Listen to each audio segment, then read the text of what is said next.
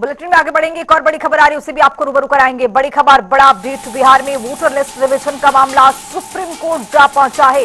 मतदाता सत्यापन का ये पूरा मामला है। एसआईआर पर सुप्रीम कोर्ट का अंतरिम रोक से इनकार भी देखा गया है और मामले में अब 10 जुलाई को अगली सुनवाई होगी।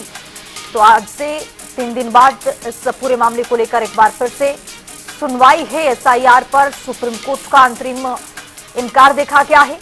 अब 10 जुलाई को इस पूरे मामले को लेकर अगली सुनवाई है। वोटर लिस्ट रिवीजन का ये पूरा मामला कोर्ट जा पहुंचा है। एसआईआर पर सुप्रीम कोर्ट का अंतरिम रोक से इनकार भी कर दिया गया है।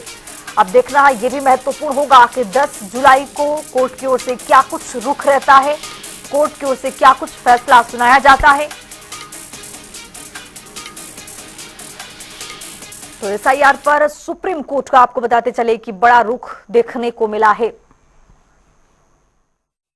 तो challenge special intensive revision of electoral rolls जो इलेक्शन कमीशन ऑफ इंडिया ने 24 तारीख को घोषित किया है, उसके खिलाफ याचिका दायर करी है। करीब 7 पिटिशनें हैं जो फाइल हुई हैं। उसमें ग्रीवांस ये है कि इलेक्शन कमीशन के पास स्टैट्यूटरी पावर नहीं है इस तरीके से समरी इंटेंसिव इलेक्टोरल रोल को रिवाइज करने की। प्लस इनके कई सारे क्वेश्चन हैं जो रूल्स के बाहर जा रहे हैं। प्लस अगर ये बात भी उठी थी कोर्ट में मेंशनिंग के दौरान कि अगर आपने पिछले किसी भी इलेक्शन में वोट किया है और तो फिर आपको इस तरीके से शक की निगाहों से नहीं देखा जाना चाहिए। और ये अप्रीहेंशन कोर्ट में जाहिर किया गया कि लाखों लोग जो हैं वो इस एक्सरसाइज में छूट सकते हैं, क्योंकि इतनी तेज़ी से ये एक्सरसाइज कर रहे हैं कि लोगों को वक्त भी नहीं है कि वो सही कागज़ अपने दिखा सकें। पहला ग्राउंड तो यही है कि इलेक्शन कमीशन की पावर का इशू है कि भाई किस तरीके से वो अपनी पावर का इस्तेमाल कर रहे हैं। एक 1960 का रूल है जो बताता है कि किस तरीके से रिवीजन होना है। ये उसका ही पूरा प्रोसेस ही उलट के अपने सर पे रख दे रहे हैं उसको। तो ये मेन ग्राउंड है। और दूसरा ये है कि इलेक्शन कमीशन का जो रीजनिंग है इतनी जल्दी एक्सरसाइज करने का, इतना लास्ट मिनट पे करने का और इतनी तेज़ी से करने का कि कई लोग उसमें छूट सकते हैं। हमारी जो डेमोक्रेसी है वो इंक्लूजन पे बेस्ड है, ज़्यादा से ज़्यादा लोग आकर अपना वोट दे पाएँ, ये नहीं कि ज़्यादा से ज़्यादा लोग छूट जाएं। तो उस प्रणाली को भी रिव्यू करने की इसमें आज सुप्रीम कोर्ट में इसको मेंशन करा गया। तो कोर्ट ने जो है थर्सडे की डेट दी है 10 तारीख की, तो तब इस पर सुनवाई होगी।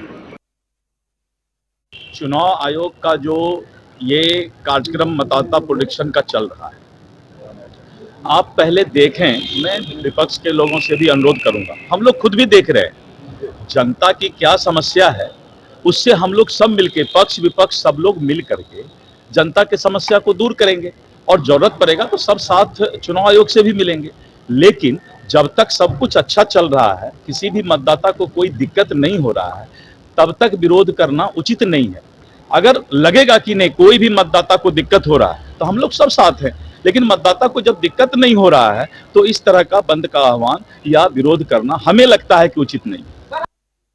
बीजेपी को दिक्कत होता तो बंद का वो समर्थन करते, ये एक मजाक है, जोक है।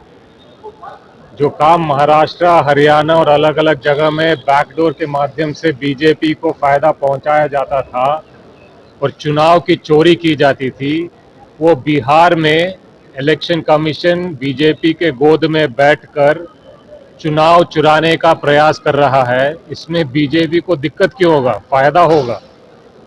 तो हमारा विरोध तो इसी बात का है कि चुनाव आयोग बीजेपी के गोद में जाकर बैठकर बिहार की जनता से मत का अधिकार छीनकर चुनाव की चोरी में बीजेपी की मदद कर रही है, प्रधानमंत्री अमित शाह की मदद कर रही है।